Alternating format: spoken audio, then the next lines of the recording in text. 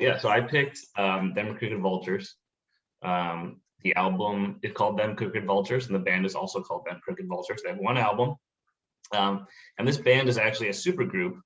So it's like three extremely famous musicians came together and made one album together. So we had Josh Homme from Queens of the Stone Age as the singer and guitarist.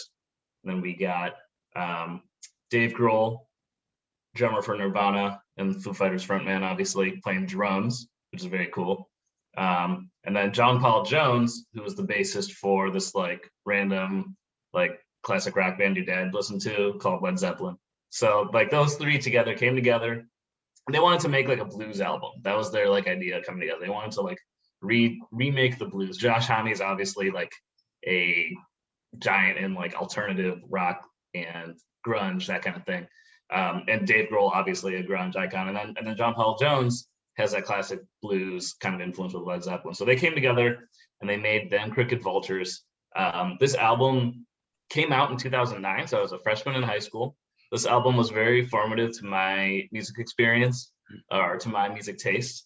I listened to it early when it came out, and I just like loved it. I love the rock. It just rocks so hard, and it's got those elements of grunge and blues. It's got like it's not super bluesy, but it gets a little psychedelic. It gets a little proggy. You have it grooves really hard. There's a lot of songs that just like groove, which is kind of hard to find in rock sometimes. So I really like this album. I listen to it a lot when I'm like in the gym lifting weights, or if I'm just like blasting Stormtroopers like left and right in Lego Star Wars. You know, it doesn't really slow down. There's a couple moments where it does, and it gives you a little break, but for the most part, it's just a really solid rock album.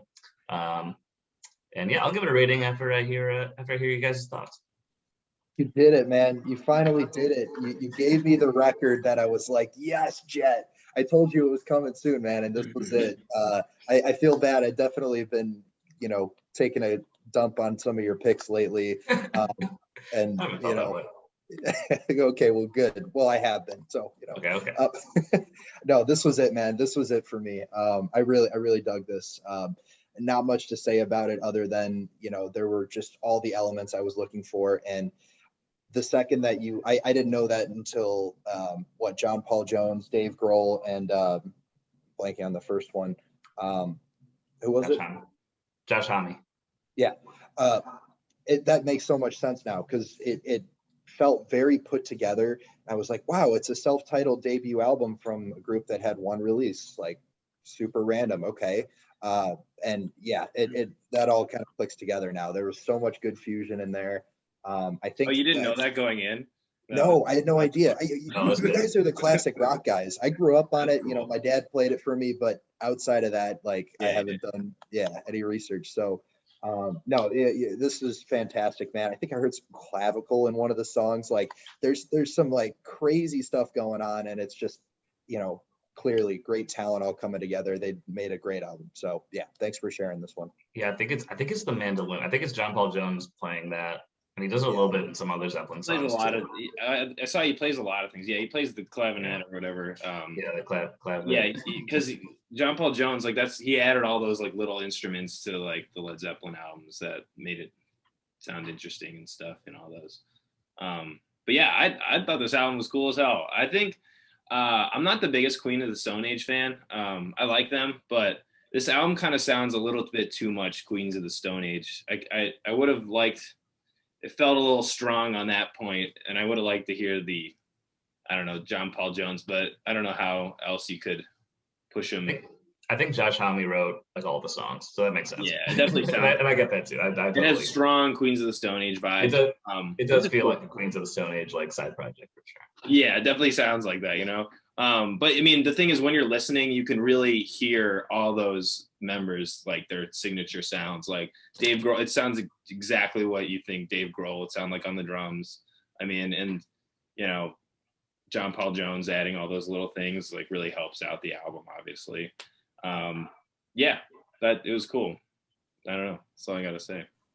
It's good. Yeah, I thought it was really cool too. I enjoyed this a lot. I definitely heard of them before, but this was finally the excuse I needed to actually listen to it. So thank you, Jet, for that.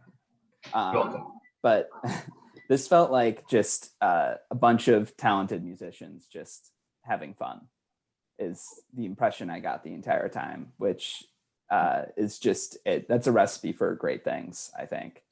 Sometimes bands get caught up in what their sound is and what they need to sound like, what their fans expect of them. So when, you know, members of a band can actually step aside and do a side project like this and actually just write the music they want to write just for fun, I think it's just a great experience for the listener too, to be able to hear what they want to write.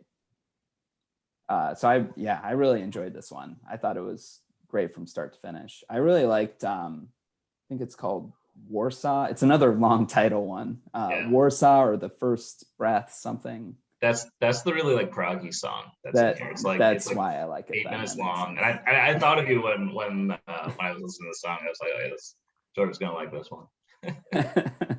Yeah, I still fit that mold, I guess. But yeah, I really like this one. Yeah, cool. I'll finish her off here. Yeah, I mean, just looking at the track list, I just pulled it up. I think like New Fang won a Grammy. This thing. So New Fang was the single that came off this album. It was pretty big. You probably heard it on the radio when you're in high school or middle school or whatever, but that won a Grammy. The other songs are just so good. Like I really like Dead End Friends. It's been really cool coming back to and listening, because I listened to this album so much when I was like a freshman in high school. And then I kind of didn't for a long time. And then I came back to it and just had a new perspective on it. I really like the back half of the album. I think overall the album is, like, speaking objectively, it's very good. I don't think it's like more than the sum of their parts. I think it's like just as good as you'd expect it to be. Kind of like what Matt was saying. It's like, it is like so Queens of the Stone Age sounding with Josh Homme writing everything. You know, you'd like to hear like, you know, just a little bit more elements, I think, of the other bands in there. Especially Zeppelin, because Zeppelin is just so classic. Like, yeah, but I think it's hard to do that when you would just a basis like Jimmy Page in there too, right? Know? If they had a Jimmy Page was also in the band, then it would be very like something else. It was just really cool to hear John Paul Jones play something that wasn't Led Zeppelin, though. You know, and to play this style. But I think it's about just as good as any other Queens of the Stone Age album. So given that, I'd probably objectively give it like a 7.5, but given the nostalgia factor and the fact that like I listened to this when I was very young and it just sits with me every single time, I'm gonna give it an 8.3.